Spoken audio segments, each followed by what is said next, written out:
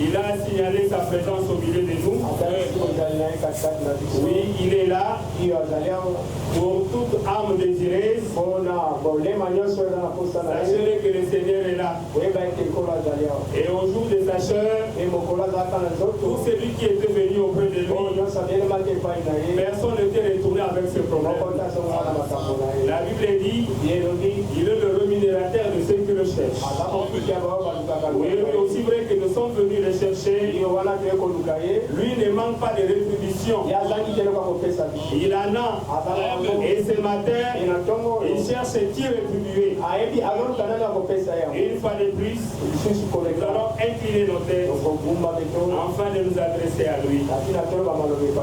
Dieu tout-puissant, nous voici devant toi, Seigneur. Grand Dieu, c'est toi qui es le maître des temps et des circonstances. Seigneur, c'est toi qui connais les attentes de ton peuple. C'est toi qui connais les profondes inspirations de ton peuple.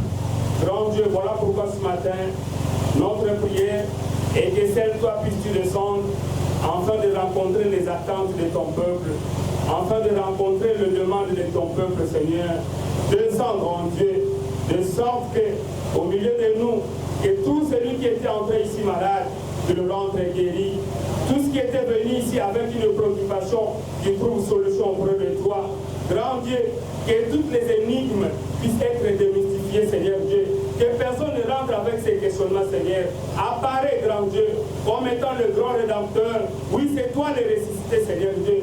Manifeste-toi dans la puissance de la résurrection. Guéris les malades, Seigneur Dieu. Puisses-tu sauver ton peuple, Seigneur Dieu. Ramène sur le droit chemin, grand Dieu, tout ce qui était devenu rétrograde, Seigneur Dieu. Et que tout celui qui désespérait, oh, ce matin encore, à cause de ta présence, Seigneur Dieu, qu'il puisse encore avoir de l'espérance et qu'il puisse encore, Seigneur Dieu, te voir en scène. Oui, grand Dieu, nous te laissons libre et court, grand Dieu. Puisses-tu descendre au milieu de nous. Que le Saint-Esprit puisse se mouvoir dans cet endroit. Oui, grand Dieu, de nous qui sommes debout ici, grand Dieu, nous n'avons rien, mais nous comptons sur toi, Seigneur Dieu. Puisses-tu descendre, afin que toi seul, tu puisses placer ta parole dans le cœur de ton peuple. Accorde à ce peuple la foi, puisque nous savons tout ce que toi tu accordes à ton peuple, Seigneur. Ton peuple ne peut le recevoir qu'au moyen de la foi. Oh, la Bible montre que c'est toi qui suscites la foi et c'est l'amener à la perfection, Seigneur. Accorde la foi, afin que ton peuple puisse recevoir ce que tu vas l'accorder ce matin. Que l'honneur et la louange te soient rendus dans le lait céleste, Seigneur Dieu. Oui, pendant que nous sommes ici, cet endroit t'a été dédié, grand Dieu, que tout celui qui ne te confesse pas et que tout esprit maléfique, Seigneur Dieu, nous sommes en train de les chasser de cet endroit. Tout esprit de l'inattention et que cela soit chassé de cet endroit. Nous voudrons que ton peuple puisse être attentif et ton peuple puisse regarder à toi, au nom de Jésus. C'est ainsi que nous avons prié. Amen. Amen. Pouvons nous mettre debout.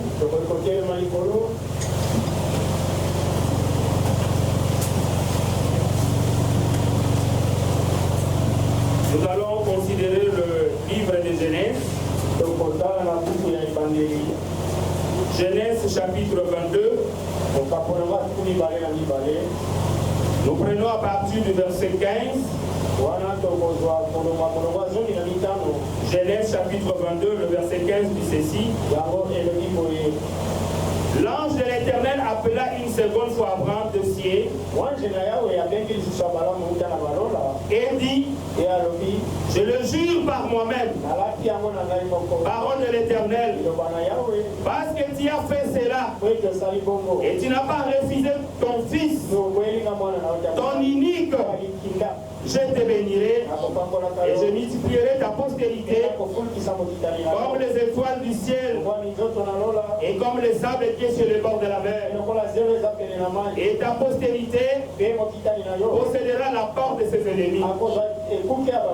Toutes les nations de la terre seront bénies à ta postérité parce que tu as crié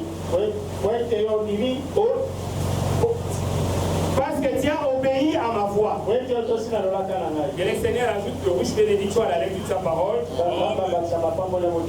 pouvez vous asseoir. Pendant que vous êtes assis, nous allons encore lire dans le livre de Job. Job, le chapitre 19.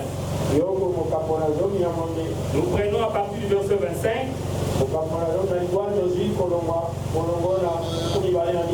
Job chapitre 19. Le verset 25 dit ceci. Mais je sais que mon Rédempteur est vivant et qu'il s'élèvera le dernier sur la terre. Quand ma peau sera détruite, il s'élèvera. Après que ma peau aura été détruite, moi-même je contemplerai Dieu. Je le verrai, il me sera favorable. Les yeux le verront. Et non, c'est des nôtres. Oui, que le Seigneur bénisse sa parole. Partant de ces deux passages de l'Écriture, ce matin, nous aimerions parler sur le sujet, le moment du test. Oui, le moment du test, c'est ça notre sujet. Bien avant l'entrée de jeu, nous tenons à remercier le pasteur qui a été très patient envers nous. Dis-moi pour ceux qui étaient là pendant la semaine, nous parlons sur un sujet intitulé l'héritage. Oui, c'est ce que nous avons étudié pendant la semaine. Bien avant que nous puissions monter du haut de la chair, c'était le pasteur qui parlait. Le sujet qu'il traitait allait finir à ce que moi je parlais. Mais quand je veux solliciter la parole, c'est-à-dire à vrai dire, je lui avais arraché la parole dans la bouche. Oui, comme un vrai père, il m'a laissé parler. Et voilà pourquoi nous, avec l'héritage, nous avons mis un terme à cela. C'est le pasteur qui va continuer avec ça. Parce que c'est un grand sujet qui nécessite l'imposition de main. Ça va nous conduire jusqu'au baptême du Saint-Esprit. Nous avons laissé, c'est l'apanage du pasteur. Et ce matin, nous allons parler sur le moment du test.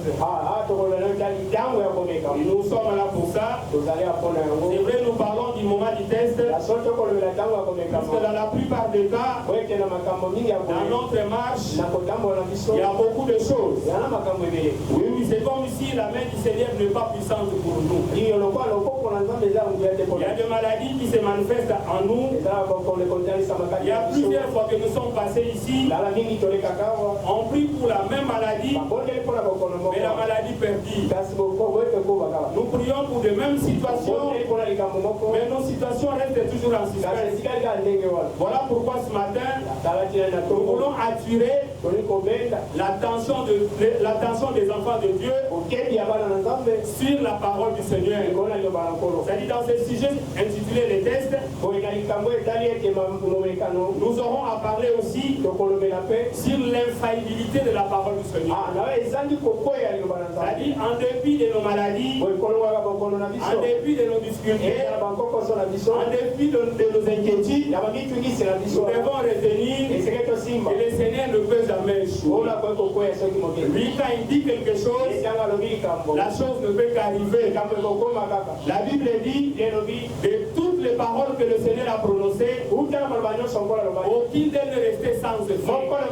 C'est-à-dire le Seigneur est véridique. Quand il dit, la chose doit arriver. Voilà pourquoi le Saint-Esprit pouvait parler à l'apôtre Paul que la parole de tout homme soit reconnue pour mensonge et que Dieu seul soit reconnu pour vrai. C'est-à-dire ce matin, je voulais que votre foi soit braquée sur le Seigneur Jésus. Que votre foi soit braquée sur la parole de Dieu. Retenez que la parole du Seigneur est infaillible. Voilà pourquoi, avant que nous puissions commencer, j'ai deux citations de Frère Branham que nous allons lire. La première citation partira de sa prédication intitulée Le patriarche Abraham. Le patriarche Abraham, dans le paragraphe 120,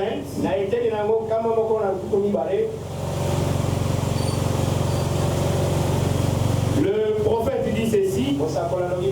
Il est en train de parler en rapport avec le don. C'est-à-dire tel que vous êtes là, vous devez reconnaître à chaque fois que vous venez ici, à chaque fois que vous êtes devant un ministre, à chaque fois que vous êtes devant le pasteur, vous êtes devant les dons du Seigneur. Vous n'êtes pas devant un homme, vous êtes devant les dons du Seigneur. Dans le paragraphe 120, le prophète dit, maintenant, qu'est-ce qu'un don? Le don consiste-t-il à sortir et guérir? C'est-à-dire, je reprends, le prophète dit, maintenant, qu'est-ce qu'un don? Le don consiste-t-il à sortir et guérir les gens? Non. Le don, c'est vous mettre hors du chemin afin que Dieu puisse vous utiliser. Ce matin, quand nous sommes devant vous, ce n'est pas dire que nous sommes capables de quelque chose. Mais c'est que notre confiance, nous croyons que nous avons le don du Seigneur. Et c'est derrière ces dons que nous aimerions que vous puissiez placer votre confiance. Le prophète montre que les dons c'est quoi? Les dons, c'est se mettre de côté et que le Seigneur puisse vous utiliser. C'est-à-dire tel que moi je suis là, je n'ai rien, je n'ai aucune puissance. Mais c'est que je reconnais de mon Dieu, il a placé son don en moi.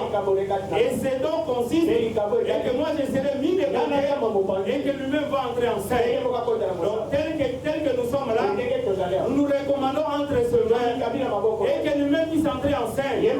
Puisque déjà, nous pouvons constater qu'il y a beaucoup d'inquiétudes, il y a beaucoup de préoccupations dans les cœurs des enfants de Dieu. Il y a beaucoup de suspense. Or, nous étant des hommes, ou tels que nous sommes là, nous sommes un homme, nous sommes limités. Mais nous voudrions que vous puissiez plus placer votre confiance sur les dons. Puisqu'avec les dons, c'est ce que le Seigneur utilise. Je peux encore prendre une autre citation dans la prédication intitulée le discernement. Discerner le corps du Seigneur. Ou humilie-toi. C'est prêché en 1959. Dans le paragraphe 3, l'homme de Dieu dit ceci. La prédication discerner le corps du Seigneur. Le paragraphe 3 dit, ce n'est pas le discernement qui guérit. Ce n'est pas le discernement qui guérit la personne. Ça met toujours la personne dans une condition telle qu'il pourra lever le ciel et accepter sa guérison. Que Jésus-Christ a déjà acquis. L'imposition de main est une très bonne chose parce que c'est scripturel. Mais pour les gentils, ce n'est pas la voie pour recevoir la guérison. Dans la Bible, il y avait un juif dont sa fille était très malade. À l'article de la mort, elle était morte. Il a dit à Jésus, ma fille est couchée. Et à l'article de la mort, mais viens, impose-lui le bain. Elle sera guérie. Mais les centurions romains, sinon le paragraphe 5, mais les centurions romains, un gentil, lorsque son serviteur était malade, il a dit, je ne suis pas digne que tu entres sous mon toit. Dis simplement une parole, dis seulement une parole, et mon serviteur sera guéri. C'est-à-dire dans cette prédication, toutefois toujours, nous voulons attirer votre attention sur les dons du Seigneur. Nous sommes les gentils. Le frère Branham montre que pour les gentils, c'est comme ces centurions romains. Lorsque son serviteur était malade, il n'avait pas invité Jésus. Il a dit seulement un mot. et mon serviteur sera guéri. Et nous aussi, ce matin, nous voudrions que vous puissiez avoir l'attitude avec ces centurions. Vous ne voudrez pas que Jésus vienne sur son roi. Et vous voudrez qu'à distance, que Jésus dise seulement quelque chose. Et que lorsque Jésus dira quelque chose, oui, la chose arrivera. Vous aussi, tel que vous êtes là, quel que soit votre problème, croyez seulement à la parole du Seigneur. La Bible dit, le Seigneur Jésus-Christ est le même hier, aujourd'hui et éternellement. S'il avait agi chez les centurions romains, croyez que ce matin, il peut aussi agir chez vous. Et une seule condition, si tu peux le croire. Oui, le prophète a dit, l'imposition de main, c'est structurel. Il a pu s'attribuer ça pour les Juifs. Mais pour nous les Romains, nous sommes capables de croire Dieu sur base de sa parole. Et là, nous voulons apporter votre attention. Acceptez Dieu sur base de sa parole seulement. N'attendez pas seulement qu'il y ait une ligne de prière. Il y en a déjà eu. C'est ça, je pense. Je ne sais pas. D'autres aussi m'attendaient une ligne de prière. Nous, ce matin, quand nous parlons, nous voudrions que vous placez seulement votre confiance dans la parole du Seigneur. Il y a une position de main ou qu'il n'y a pas une position de main, mais aussi longtemps que vous allez croire, oui, le Seigneur vous sera favorable. Même quand il y a les discernements, oui, puisqu'il y avait même un frère que j'avais entendu, il m'a dit, le Seigneur a discerné mon problème. En dépit du discernement, comme on l'a dit ici, reste. Les discernements sont autre chose. C'est ce que le frère Madame me dit.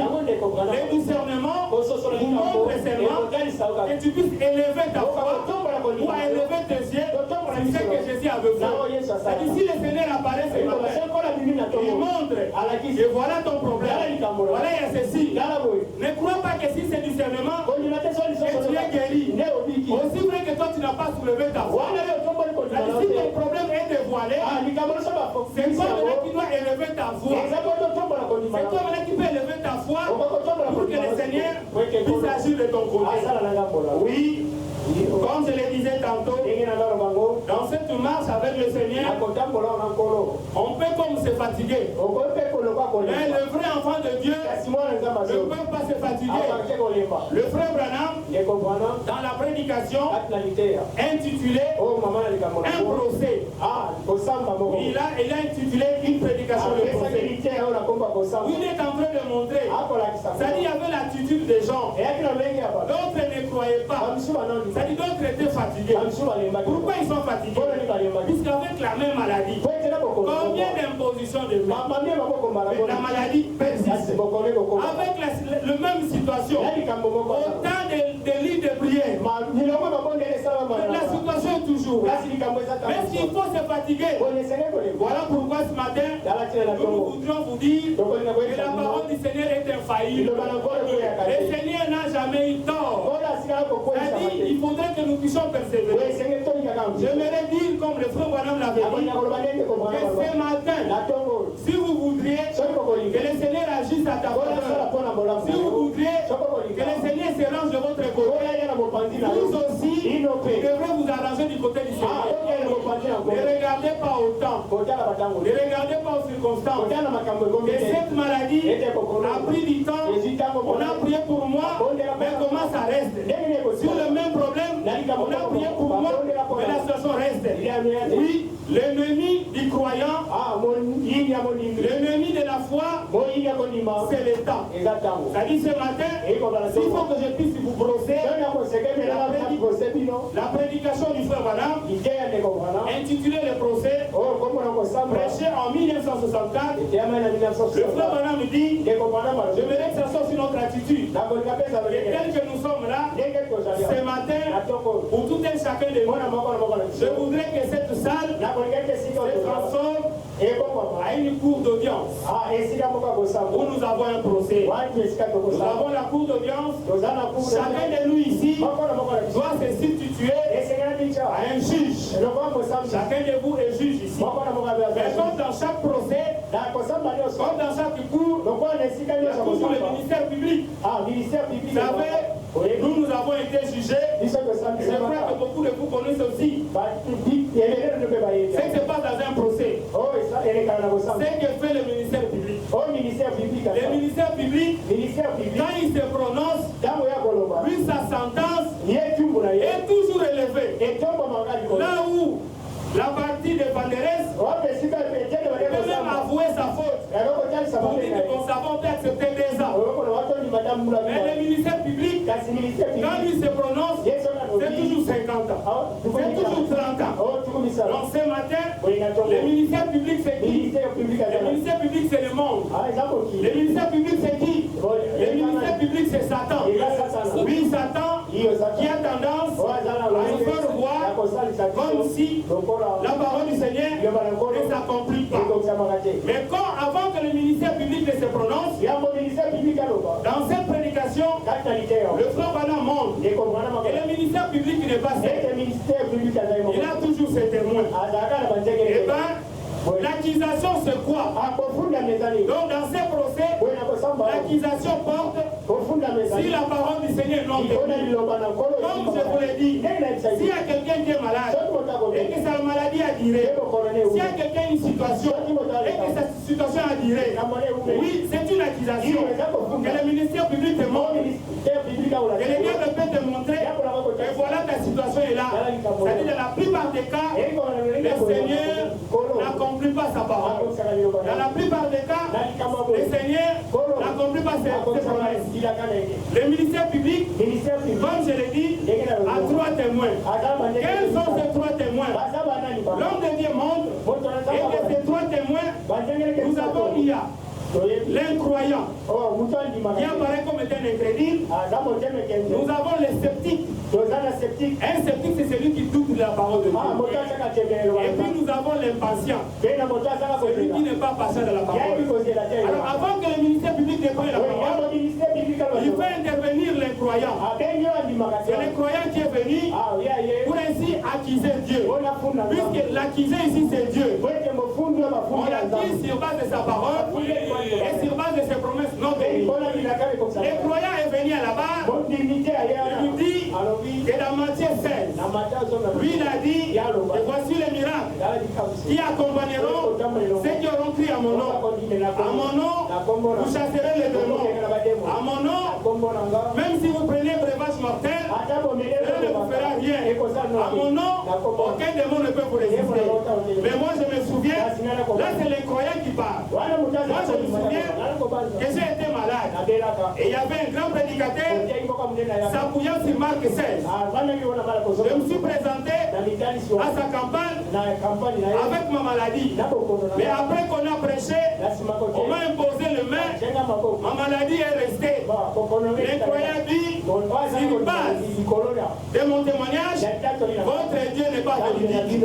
Pourquoi? Puisque moi, ma maladie reste jusqu'à ce jour. Pour moi, Marc 16 n'a pas sa raison d'être. Les croyants a viré le lieu. Le deuxième témoin est monté. Les sceptiques. Les sceptiques est venu. Il dit, moi aussi également, j'ai été malade. Mais dans la parole de votre Dieu là, il est écrit, si quelqu'un est malade, il appelle les anciens de l'église et les anciens vont louer lui. Et que la prière du juste, la prière avec ferveur, sauvera. Mais moi, on m'a même aspergé tout un flacon d'huile qu'on a répandu sur moi. Mais malgré cela, je reste toujours malade. Moi, mon accusation, Jacques 5 n'a pas sa raison d'être. Le sceptique est descendu et par après, l'impatient vient. L'impatient dit, moi d'ailleurs, avec mon infirmité ici, j'ai une grande infirmité, je suis boité. Or, dans Marc 11, l'incroyant dit, d'ailleurs, moi dans la Bible que j'ai, partout Jésus parlait lui-même, ses écrits étaient écrits en rouge, pour montrer que c'est Jésus qui parle. C'est lui qui dit que si vous avez de la foi, comme ces grains de sénévé, vous pouvez dire à cette montagne, ôte-toi de là. Si vous ne doutez pas, oui, cela va s'exécuter. Moi, je me suis présenté dans une campagne où il y avait un brillant prédicateur qui s'appuyait sur Marc 11, où Jésus lui-même avait parlé. Mais depuis lors, je suis toujours boité. En tout cas, Marc 11 aussi ne tient pas pour moi. Donc, votre Dieu ne tient pas ses promesses. Voilà pourquoi nous nous joignons au ministère public. Votre Dieu est là, on ne peut plus placer la foi en lui. Et les 3 témoins étaient passés. Les diables, le ministère public, lui se réjouissait. Vous voyez, c'est votre Dieu qui a dit, en mon nom vous chasserez les démons. Et que tout ce que vous demanderez en mon nom, cela s'accomplira. Vous voyez, mes 3 témoins ont démontré que votre Dieu n'a rien fait. Ça fait l'attitude de quelqu'un. Et ta maladie est là, ton infirmité est là, ta situation est là. Mais comme l'accusé c'était Dieu, le Seigneur aussi, il avait un témoin. Puisque le ministère public a brandi 3 témoins qui devaient charger Dieu. Mais Dieu aussi a son témoin. Les témoins de charge qui devaient défendre Dieu. Les témoins venus. Qui est ce témoin? C'est le Saint-Esprit. Nous voudrions ce matin que vous puissiez prendre notre Dieu, que vous puissiez prendre le Saint-Esprit comme étant votre témoin. Puisque c'est le Saint-Esprit qui vivifie la parole. Ces 3 autres-là, ils n'avaient pas l'Esprit de Dieu. Or, la Bible dit, la lettre tue. Oui, c'est l'Esprit qui vivifie. Comment vous venez devant Dieu sans son Esprit? Et voilà pourquoi ils ne pouvaient pas vivre la parole de Dieu. Et puis ils viennent devant Dieu avec manque de sincérité. Or, Dieu, il faut venir avec sincérité. Quand les témoins à décharge, les témoins qui devaient défendre Dieu est passé, il a dit, non, toi le ministère public et vos 3 témoins là, vous n'avez pas tort, vous avez tort. Vous vous souvenez, toi ce que tu as fait avec elle. Oui, le Seigneur a donné sa parole. Mais toi tu es venu interpréter la parole. Et quand tu as interprété, qu'est-ce que tu attends? La parole du Seigneur, vous devez la croire comme telle. À chaque fois que vous interprétez cela n'aura pas d'effet. Toi tu as interprété la parole chez elle. Voilà pourquoi il y a la mort, ainsi que tous les contextes de maladie. Et de plus, quand la parole du Seigneur est sortie, quand la parole du Seigneur sort, même ce matin, quand nous parlons pour la cause de Dieu, retenez que la parole du Seigneur, c'est une semence. Or, une semence ne peut se reproduire que dans une terre fertile. Il faudrait que votre terre puisse être fertilisée. Quel est le fertilisant d'un cœur de croyant? C'est le Saint-Esprit. Vous devez être prêt d'accepter la parole du Seigneur, sans doute. Et voilà le ministère, voilà les témoins de Dieu est là. Il a dit je ne parlerai pas beaucoup. De mon côté aussi, moi aussi je dois appeler les témoins qui doivent aussi m'appuyer pour défendre la cause de Dieu. Et c'est comme ça que le Saint-Esprit appelle un des témoins qui doit défendre Dieu. Qui est ce témoin? Je voudrais que vous aussi, vous puissiez vous rallier à ces témoins. Il fait appel à Noé. Noé vient. Ouais, on peut ce que ces gens disent. Tu vois, quand le Seigneur t'avait promis de construire un peu l'arche, le Seigneur t'avait parlé, n'est-ce pas? Noé dit effectivement, je me souviens en ce jour-là, le Seigneur m'était à Paris, il m'a dit, il va pleuvoir et que je dois construire une arche. Si je veux me sauver et sauver ma famille et sauver tout celui qui peut m'écouter. Et j'étais là, je me suis mis à construire l'arche. Mais pendant que je construisais l'arche, ce sont ces 3 personnes qui étaient venues auprès de moi. Oui, mais c'est l'impatient. Il était venu me dire, mais toi ça fait déjà 50 ans que tu es en train de construire l'arche. Mais où est ce bruit? Nous avons des experts scientifiques qui montrent que la pluie ne peut pas tomber du ciel. C'est quoi ça? Tu vas mourir. Mais moi, Noé dit, moi j'ai construit toujours l'arche. Et comme l'impatient n'était pas seul, alors Noé a dit, m'avait dit seulement de construire. Il ne m'a pas fixé le temps. Donc voilà tel jour. Même avec la guérison, le ministère public a dit, le Saint-Esprit a dit, quand le Seigneur a dit, à mon nom, vous chasserez les démons. À mon nom, vous serez guéris. Le Seigneur n'a pas déterminé le temps de la guérison. C'est là où nous avons dit, notre ennemi c'est qui? C'est toujours le temps. C'est le temps. Dans toutes ces promesses, le Seigneur n'a pas déterminé la durée. C'est comme ça que nous allons parler. Quand nous allons faire appel à Abraham, vous allez voir que quand le Seigneur a dit à Abraham que de Sarah tu auras un fils, le Seigneur n'a pas déterminé la durée. Ne regardez pas le temps pour rester confiant. C'est comme ça que Noé a dit, oui, les patients ici n'étaient pas seuls, ils étaient avec les crédits. Même quand j'ai terminé ma arche, j'ai terminé, le Seigneur m'avait dit d'entrer, je suis entré, mais ils étaient toujours tout autour. Les critiquaient, pour ainsi dire, mais voilà ce monsieur, voilà il va s'enfermer avec cette chaleur. Qu'est-ce que tu vas chercher? Ça peut être votre attitude, c'est ce qu'on peut vous dire. Mais vous venez là auprès de l'église là de Jérémie, mais vous êtes en train de vanter trop de guérisons miracles. Mais en vous regardant comme ça, mais rien ne change. Votre pauvreté reste avec vous. C'est ça les critiqueurs. Les esprits ne meurent pas. L'incrédule, les sceptiques, les patients nous tiennent toujours compagnie. Ils sont toujours là pour critiquer la parole du Seigneur. S'ils avaient critiqué Noé, et vous savez ce qui était pire? Noé entre dans l'arche et l'arche s'est fermée même. Ce n'était pas Noé qui avait fermé l'arche. L'arche, c'est le Seigneur qui a fermé. Et les critiquaient, les sceptiques, ils étaient là pour dire, voilà ce monsieur, il va mourir de la chaleur, il va s'étouffer là-bas. De toute la population ici, personne n'entre. Il a trompé même ses enfants. C'est ça qu'on peut vous dire. Et voilà, les choses restent de même. Avec Dieu, les choses ne peuvent pas rester de même. Il y a toujours un changement que des fois vous ne voyez pas. C'est avec le temps que vous allez réaliser, vous n'êtes plus ce que vous étiez. C'est avec le temps que tu peux réaliser, ma situation a changé. Noé s'est enfermé, il a pris la part du Seigneur. Et qui prie encore, c'est-à-dire la première journée, pendant que l'arche est fermée, il ne pleuvait pas. Deuxième journée, il n'y avait pas de pluie. Comprenez ce qui peut mettre un peu le moqueur. Les rapides. Ils ont dit que tu vas mourir avec la bouse. Avec la bouse, les caca des animaux là-dedans. Voilà votre tabernacle là. Comment ça chauffe encore ce matin? Mais ils vont veiller là-bas. Qu'est-ce qu'il y a là de spécial? Il n'y a rien là-bas. Mais ils continuent toujours à aller là-bas. Noé est resté là, confiant à Dieu. Mais après 7 jours, c'était la pluie qui était tombée.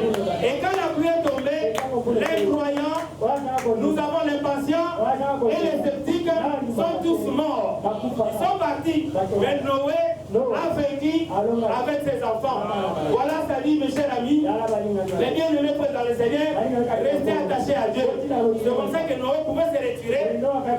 Les témoins de dire que le Saint-Esprit, il peut dire, j'ai encore un autre témoin. Je vais le faire encore paraître là-bas. L'autre témoin est venu. Vous savez, quand on est témoin, il faut jurer selon la vérité. Sinon, tes propres paroles peuvent aussi te coincer. Un grand témoin, oui, qui est même la base de notre prédication, ce témoin s'est avancé à la-bas, pour ainsi dire, par rapport à tout ça, je dirais que la vérité est rien que la vérité. Ce témoin-là, c'est qui? C'est Abraham qui est arrivé. Abraham a dit, oui, moi aussi je me souviens, dans cette époque, ce grand Dieu était à Paris. Après être à Paris à moi, pendant que j'avais 75 ans, il m'a dit que j'aurais un enfant. J'aurais un enfant, et cet enfant, je l'aurais avec qui? Avec Sarah. Sarah qui avait 65 ans. Mais ce n'était pas facile. Comprenez, Sarah, qui s'appelait encore Sarai, Et moi-même, on m'appelait encore Abraham. Mais le Dieu l'a dit que les nations naîtront de moi pendant que moi avec Sarah, on n'avait pas d'enfant. Quand le Seigneur m'a dit, j'avais pris courage. Oui, j'ai dit, j'aurai cet enfant. Et de temps en temps, j'observais un peu Sarah. Si l'état de Sarah pouvait changer, un matin, je pouvais dire à Sarah, comment est-ce que tu sens quelques changements? Sarah disait non, je suis toujours tel que j'ai été. Mais moi, en dépit de ce que Sarah pouvait me dire, je croyais toujours.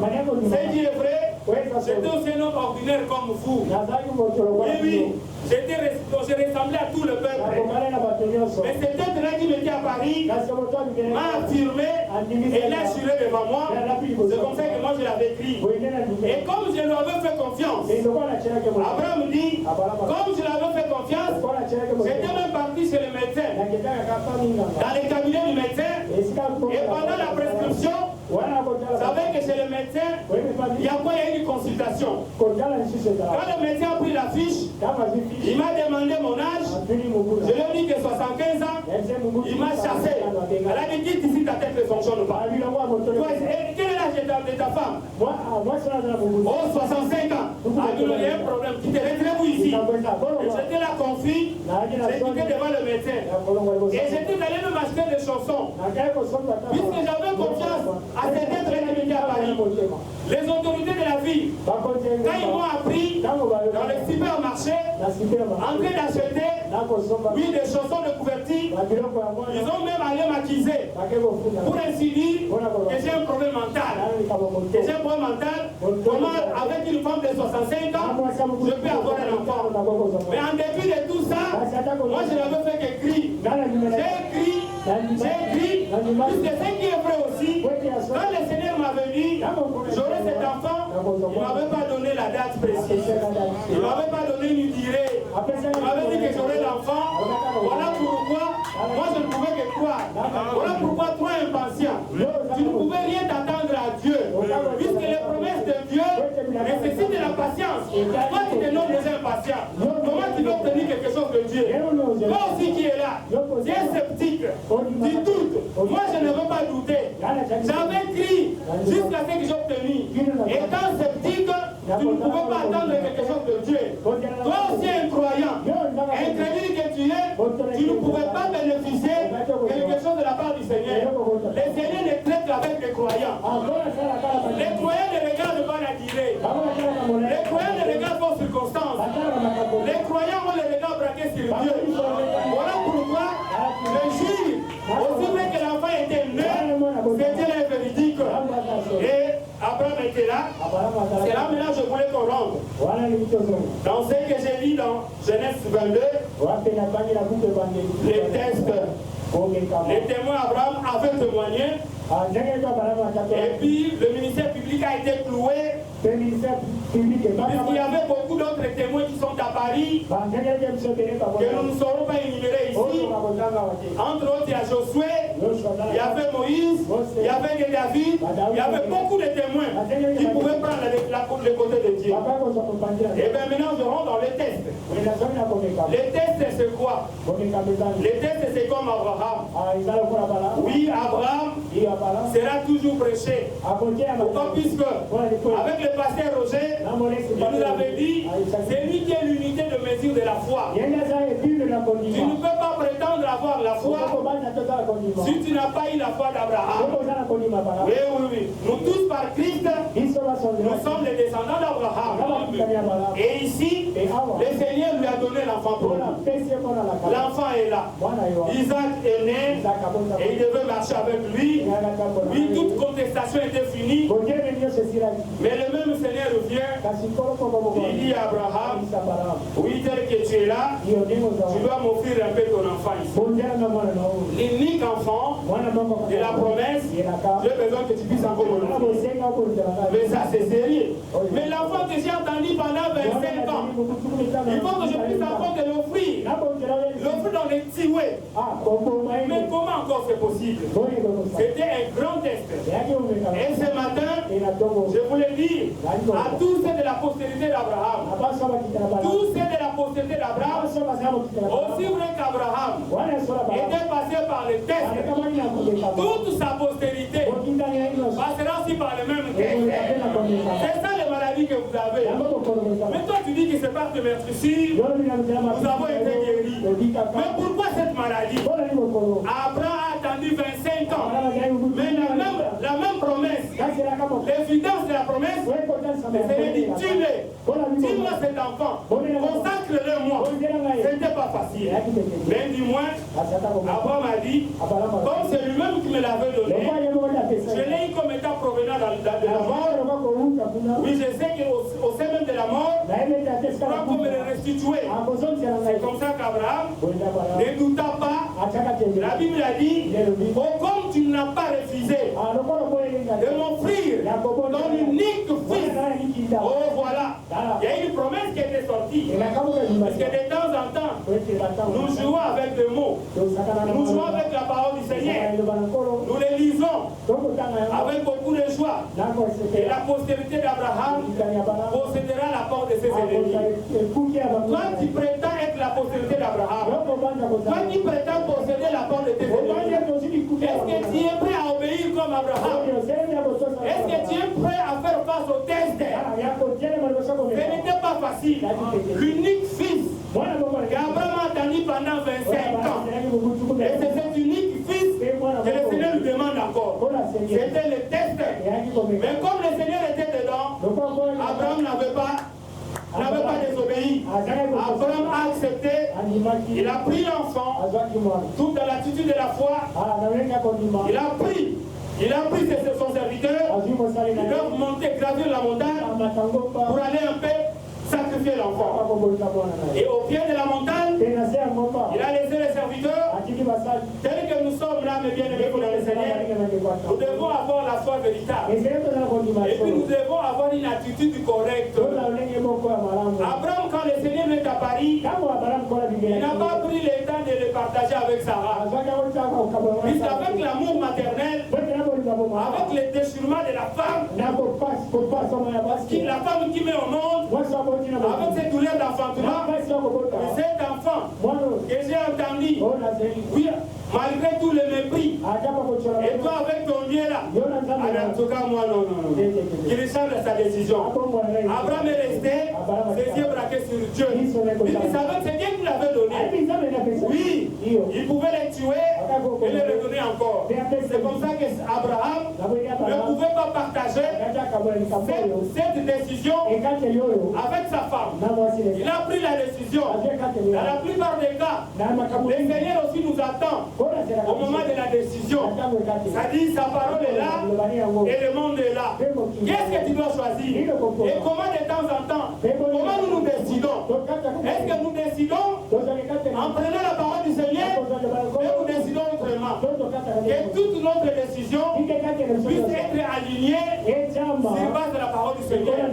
Puisque quand Abraham avait décidé, il s'était aligné sur base de la parole. Abraham a pris l'enfant, comme je le disais, arrivé sur le pied de la montagne, il a laissé les serviteurs et ils doivent monter. Abraham a prononcé les paroles de la foi. Oui, il a dit, nous montons et nous allons revenir. Lui, c'est pas la foi. La Bible dit, la foi est une ferme assurance, une chose qu'on espère, une démonstration de celle qu'on ne voit pas. Pour l'avoir possédé, les anciens ont obtenu un témoignage favorable. C'est par la foi qu'Abraham offrit Isaac. Oui, c'est par la foi.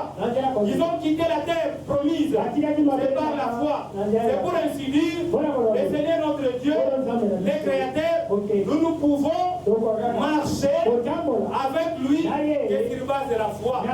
La foi substance. La foi qui ne regarde pas les circonstances. La foi qui ne regarde pas la durée. La foi qui ne regarde pas le temps. Mais la foi qui reste centrée c'est ce que le Seigneur a dit. Et la foi ne peut nous faire arracher de la bouche que les paroles de la foi. C'est ce qu'Abraham a dit. Oui, aux serviteurs, vous restez là avec l'âne. Moi je monte, nous allons sacrifier et nous allons redescendre. C'était par la foi. Et ils arrivent là-bas. La Bible dit Abraham a obéi à Dieu. À chaque semence d'Abraham, il nous faut de l'obéissance. Vous savez, il a été dit l'obéissance vaut mieux que les sacrifices. L'obéissance par rapport à quoi? L'obéissance par rapport à la parole du Seigneur. C'est ça que nous vous avons dit. Que vous devez être focalisé. Vous devez être centré sur la parole du Seigneur. Quand tu l'as dit, je suis le Seigneur Dieu qui vous guérit de toutes vos maladies. Croyez comme tel. Ne regardez pas le nombre de fois que tu es venu ici. Ne regardez pas le nombre de fois qu'on t'a imposé le mal. Crois seulement et la chose va se réaliser. Et c'est comme ça Abraham a pris son enfant et il l'a lié. Et ce qui était encore grave, les sacrifices qu'on devait offrir, l'enfant lui-même a dit, ami père, je vois le bois, je vois le feu, mais où est le sacrifice? Oui, Abraham s'est montré que le Seigneur pourvoira. Vous devez croire, le Seigneur, et c'est lui qui pourvoit. Lui, il appelle à l'existence des choses qui n'existent pas. De la même façon qu'il nous avait créés. De la même façon qu'il va résoudre tes problèmes. Il est celui qui sait pourvoir. Abraham a pris l'enfant et il voulait apporter son épée sur l'enfant. La Bible dit qu'Abraham avait obéi. Ça dit qu'Abraham avait pris le poignard. Il ne le faisait pas à tâtons. Il le faisait comme s'il attendait quelque chose. Non, le Seigneur va faire. Non, il avait sacrifié l'enfant. Pourquoi il a sacrifié l'enfant? À cause du Seigneur. Nous devons apprendre à nous sacrifier par rapport à notre Dieu. Comme je félicite beaucoup de gens ici qui chaque vendredi, ils sont là. Sacrifier leur sommeil. Ne vous en faites pas. Devant ces sacrifices, le Seigneur va vous rétribuer. Je suis toujours d'encourager ces grands héros qui sont là chaque jeudi à 10h. Vous sacrifiez d'autres occupations pour venir devant la présence du Seigneur. Comprenez que votre rétribution est là. Comme nous l'avons toujours dit, tout celui qui nous approche, quel que soit le problème, le Seigneur agit toujours. Il ne renvoie personne à vide. Il a toujours sa rétribution avec lui. Lui qui avait dit, dites à ceux qui ont les cœurs troublés, votre rétribution est là. Et ce matin, il est là avec sa rétribution pour tout celui qui peut lui faire confiance, pour tout celui qui peut lui obéir, pour tout celui qui peut se sacrifier pour lui. Comme Abraham a pris son poignard, il a foncé sur la porte. Et pendant qu'il a foncé, les bien-aimés frères et sœurs du Seigneur, ce n'est pas Abraham qui s'était arrêté lui-même. C'est le Seigneur qui l'a arrêté. Le Seigneur a la toute puissance. C'est lui qui a aimanté la main d'Abraham. Il a dit, en tout cas Jésus, oui, comme tu ne m'as pas refusé ton fils, comme tu ne m'as pas refusé ton fils, voilà pourquoi le Seigneur s'est prononcé. Ta postérité possédera la part de ses ennemis. Qui est de la postérité d'Abraham ici ce matin? Aussi vrai que vous êtes de la postérité d'Abraham, vous êtes censé posséder chaque porte de vos ennemis. Vous devez en posséder. Mais retenez, vous en possédez cela avec l'obéissance à notre Dieu. Si vous voulez posséder la porte de l'ennemi, soyez obéissants. Si vous voulez posséder la porte de l'ennemi, confiez-vous à Dieu. Puisque c'est lui qui est le grand vainqueur. Comprenez que les promesses du Seigneur à Abraham, pour la promesse de posséder la porte, est sortie après les tests. Le Seigneur aussi vous fait passer par beaucoup. Dès que nous sommes là, il y a des preuves, des épreuves. La Bible dit, heureux l'homme qui supporte patiemment la tentation. Ce qu'on appelle la tentation ici, c'est une épreuve. Après avoir été éprouvé, vous obtenez la couronne de vie. Mais par rapport à cette maladie, c'est une épreuve. Il y a toujours une promesse, il y a toujours une couronne de vie. Le Seigneur ne peut pas vous laisser comme cela, aussi vrai que vous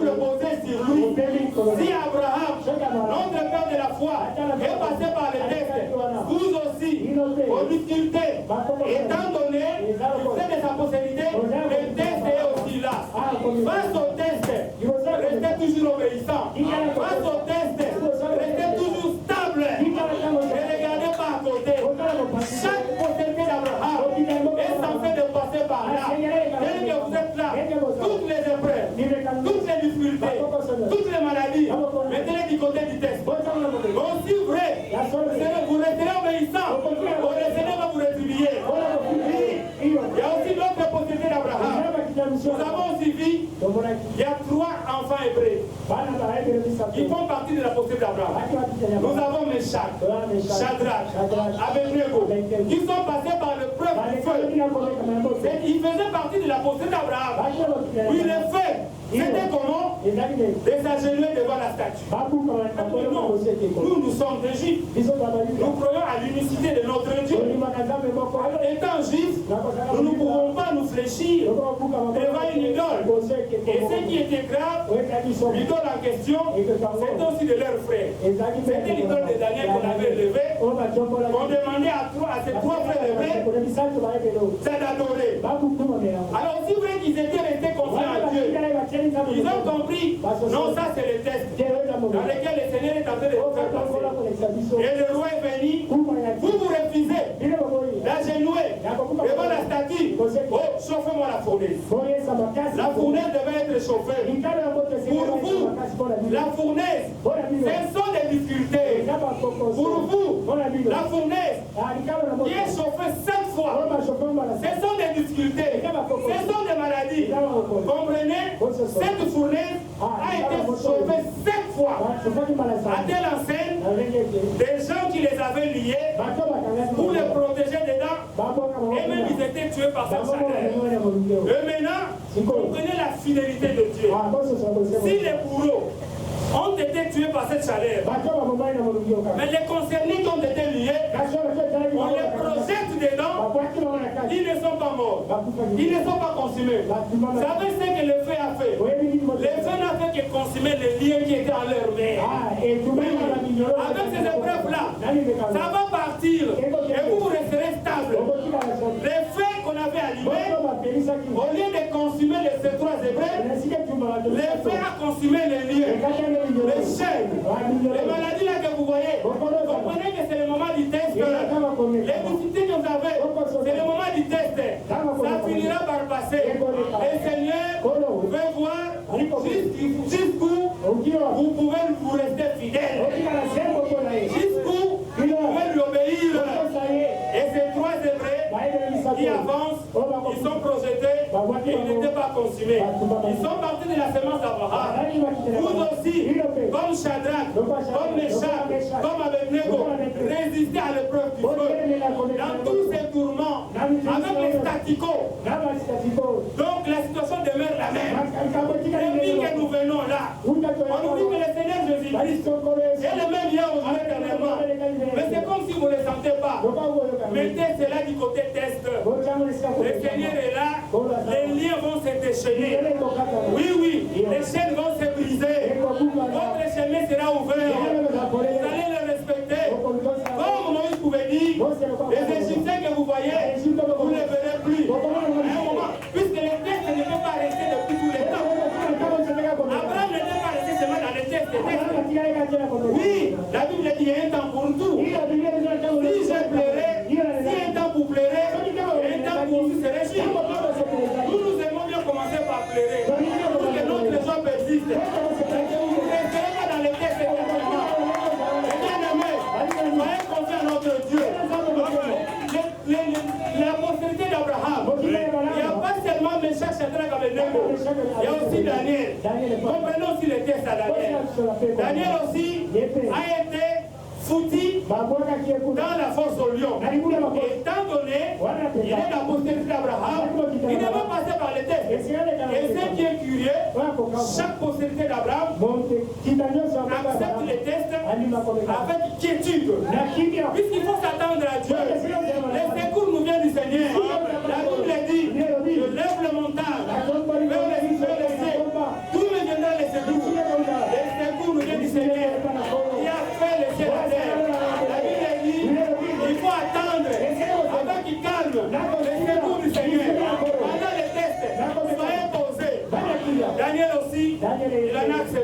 Et dans le Nouveau Testament, il y a quelqu'un qui a suivi ce test, mais ce n'était pas facile. Il y a une famille qui ont suivi ce test, le 3 au même moment. Les 3 au même moment. Le frère Branham dit, c'est une histoire la plus glorieuse. Dans le Nouveau Testament, c'est la résurrection de Lazare. Comme nous avons dit, chaque sémence d'Abraham devait connaître les tests, mais avec Lazare, avec Marie, avec Marthe, c'était pas aussi facile. Pourquoi? Puisque Jésus a été avec eux, il avait mangé avec eux, mais à un moment, Lazare est tombé malade. Comprenez? Mais bien aimé frère dans le Seigneur, Lazare qui tombe malade, Jésus a pris distance. Jésus est porté disparu. Mais où est parti Jésus? Et ce qui est grave, on envoie à Jésus pour lui ainsi dire, qui est ton frère, Lazare, et tu aimes bien, est tombé malade. Jésus a entendu, mais il n'était pas retourné dans la famille de Lazare pour ainsi guérir Lazare. Oui, et jusqu'à ce que Lazare a été conduit à la mort. Comprenez comment doivent être faits les critiqueurs. Quelle a été l'attitude des critiqueurs? Les sceptiques, l'impatients, les incrédules. Ils pouvaient critiquer Marie comme Marthe, comme Lazare. Voilà votre fameux Jésus que vous avez toujours soutenu. Chacun de vous s'y connaît bien l'histoire de Lazare, puisque cela nous a été relaté par bon nombre de prédicateurs du haut de cette chair. Mais comme la parole du Seigneur, nous ne pouvons pas nous habituer avec ça. Elle est toujours nouvelle. Oui, oui. Le même passage de l'Écriture, on peut le lire par plusieurs prédicateurs, mais cela a toujours une tenue tout autre.